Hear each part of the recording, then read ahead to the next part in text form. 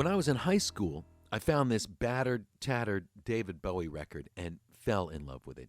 Ziggy Stardust, the motion picture soundtrack, still one of my favorite albums. But whenever I told someone I was listening to David Bowie, they'd always say, "Oh, did you see that movie, The Labyrinth?" No, sorry, I didn't. Was it good?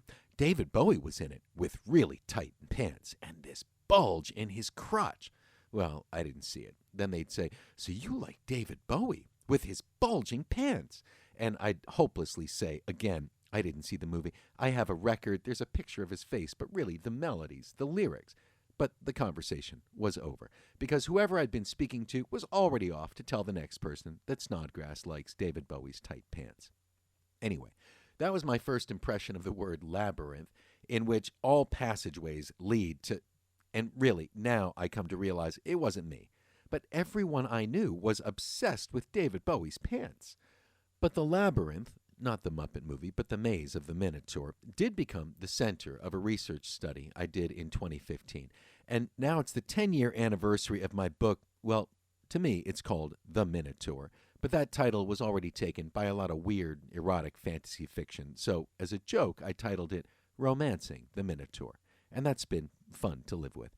Anyway, since I've been podcasting about animals, I thought it'd be fun to share a chapter of this book about a mythical, magical, cannibal animal man.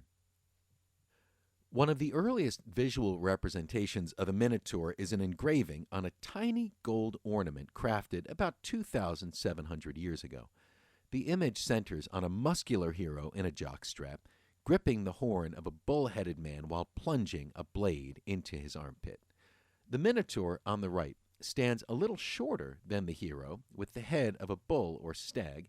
Naked, except for a belt and bracelet, his right hand hooks the hero's wrist and his left hand grips the blade.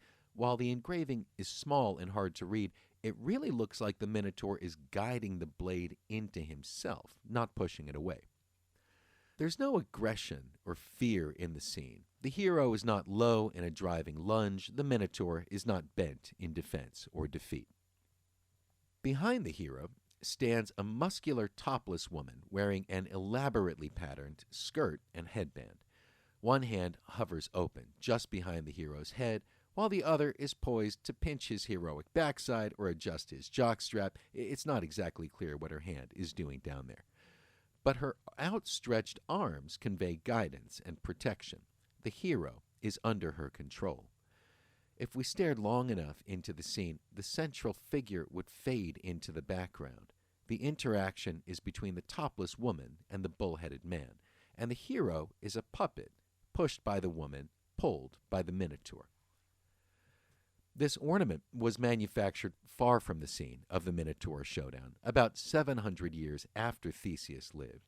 Later representations would show significant variations. The monster becomes larger and its head more clearly bullish, its bodily stature crouching, dodging, or counterattacking, sometimes holding a boulder. In some depictions, Theseus fights a bull that's not half man at all, giving rise to a separate legend of his battle with the bull at Marathon. Some depictions show only the two fighters, while others will surround them with the Cretan princess Ariana and the goddess Athena and a bunch of teenagers. 1,000 years after the event, an Athenian commemorative coin would feature the Minotaur on one side with a stylized maze on the reverse. The lack of setting in earlier depictions makes it unclear whether the dungeon maze was always part of the story.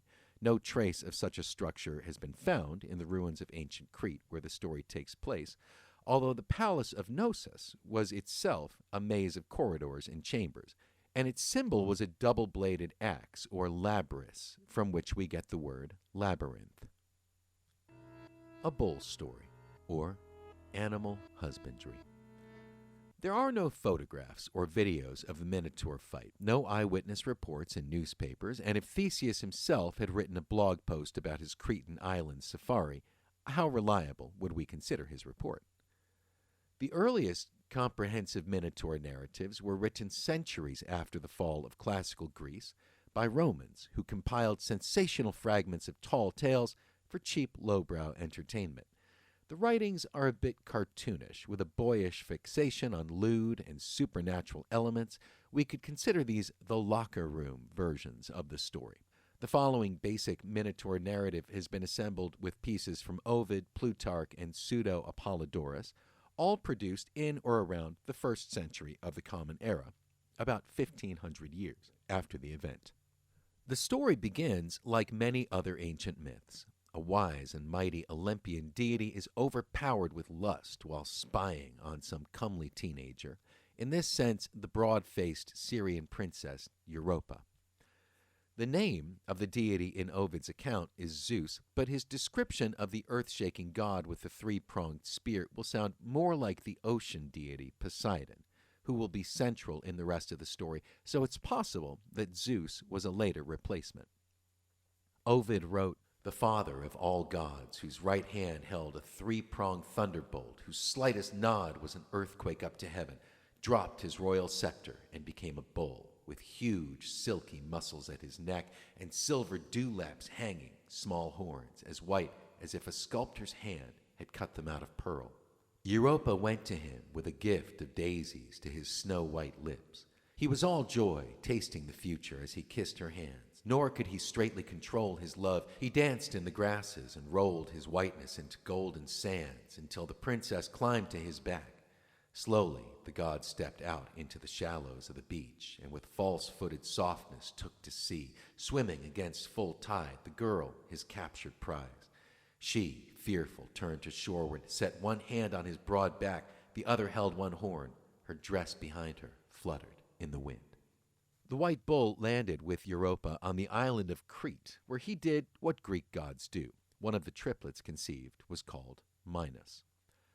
Apollodorus wrote, "Minos wanted to be king of Crete, but there was opposition. He claimed that he had received the kingship from the gods, and to prove it, he said that whatever he prayed for would happen. He made a sacrifice to Poseidon and prayed for a bull to appear from the depths, promising to sacrifice the one that appeared. Poseidon sent a magnificent bull for him, and he received the kingdom, but he sent the bull to his herds and sacrificed another. Poseidon grew angry at Minos because he did not sacrifice the bull, so he made it savage and made Minos' wife, Pasiphae, lust after the bull." Determined to consummate this bestial union, the Cretan queen approached an inventor named Daedalus. Apollodorus wrote, "He constructed a wooden cow, put it on wheels, and hollowed it out. Stripping the skin from a cow, he sewed it around the wooden one, and he placed it in the meadow where the bull usually grazed, and put Pasiphae inside. The bull came and mated with it. And so the Minotaur was born. Minos then forced the inventor to imprison this hulking, sulking creature in a maze that no one could find their way out of. Poseidon's bull continued to terrorize the Cretans until Heracles dragged it off the island to Marathon near Athens, and there it terrorized the Athenians. Apparently, it had also learned to breathe fire. Years later, Minos' son visited Athens, and the king was so impressed with this Cretan prince's athleticism that he challenged him to hunt the bull. The prince was slain, and Minos, enraged, ordered that every 9 years, or some sources say every year, the Athenians had to send a group of teenagers to be sealed in the maze and eaten by the monster. Enter Theseus, the Athenian king's illegitimate son from a drunken one-night stand, who delighted the Athenians by killing Poseidon's raging bull, then offered to rid them of the Minotaur. He set sail with the next batch of Athenian youth. Apollodorus narrates, "When he arrived in Crete, Minos' daughter Ariana fell in love with him and offered to help him if he promised to take her back to Athens and make her his wife.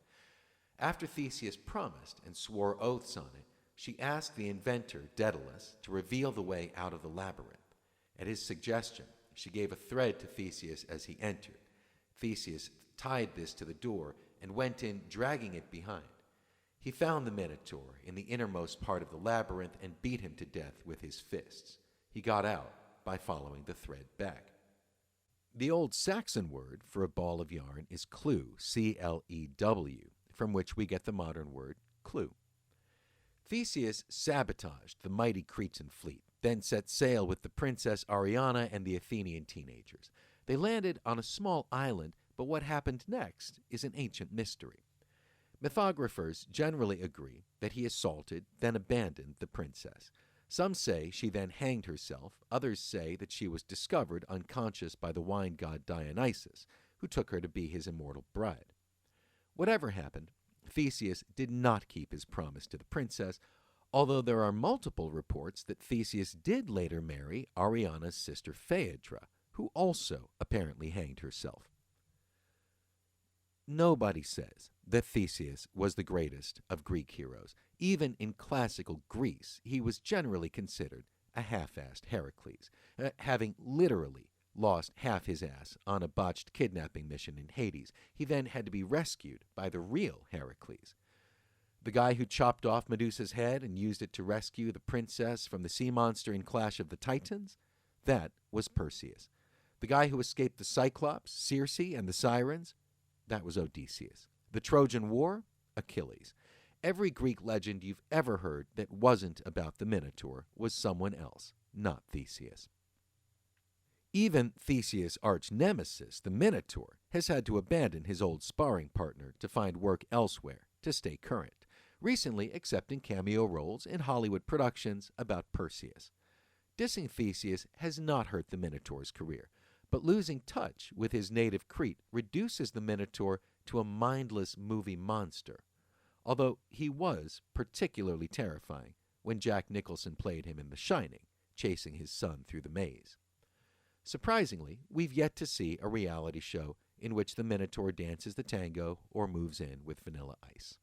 So why write a book about Theseus and the Minotaur? Well, not to spoil the ending, but the book is not really about Theseus and the Minotaur at all.